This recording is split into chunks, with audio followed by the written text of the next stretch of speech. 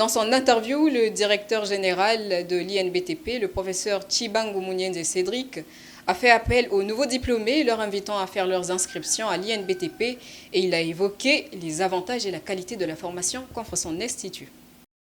En ce qui concerne les inscriptions, nous avons déjà lancé les recrutements en préparatoire. Comme ici à l'INBTP, nous avons une classe des préparatoires. Les conditions, ce sont des conditions qui sont fixées par l'État congolais, notamment en ce qui concerne l'inscription à l'enseignement supérieur et universitaire.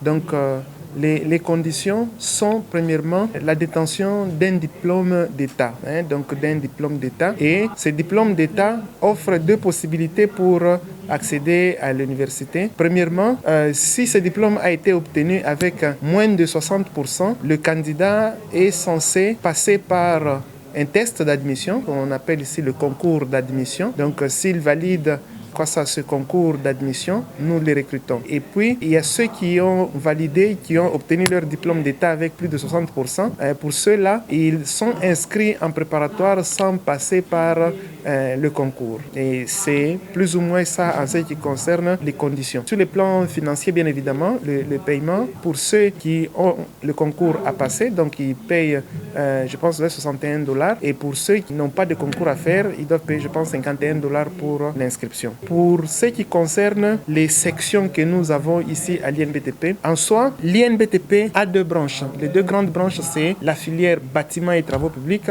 et la filière géomètre topographe. Et la filière bâtiment et travaux publics a trois sections. La section bâtiment et travaux publics, la section hydraulique et environnement et la section génie rural. Et au niveau de la section, la filière bâtiment et géomètre topographe, on a une seule section qui est la section géomètre topographe. Maintenant, au niveau de section, il y a des spécialités. Dans la section géomètre topographe, il y a la spécialité aménagement foncière et immobilière qu'on appelle AFI. Et puis, il y a ceux qui font EFI, l'expertise bien évidemment foncière et immobilière. Et puis, il y a la cartographie. Donc, ce sont ça plus ou moins les spécialités que nous avons du côté de la section géomètre topographe. Et déjà, quand je parle de cartographie, si je dois aller aux opportunités d'emploi, c'est que le BTP, tous les secteurs du BTP ne peuvent pas se réaliser sans les géomètres topographes. Parce que tout ce que nous construisons, nous commençons par les concevoir et nous commençons par les cartographier, nous commençons par chercher leur implantation sur le sol.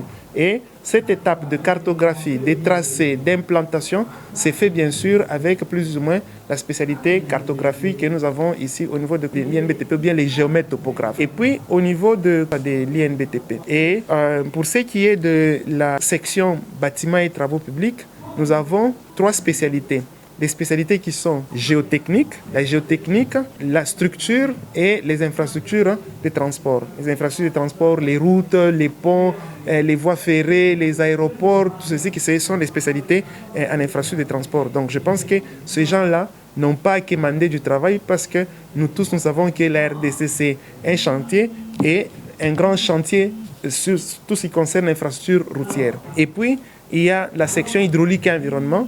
Hydraulique et environnement, nous avons deux spécialités. La spécialité hydraulique. La spécialité hydraulique, nous avons tout ce qui concerne ouvrages hydrauliques, notamment les barrages, les digues, la régie des eaux en exécution, sans pour autant évaluer les impacts potentiels de ce projet sur l'environnement et sur la société.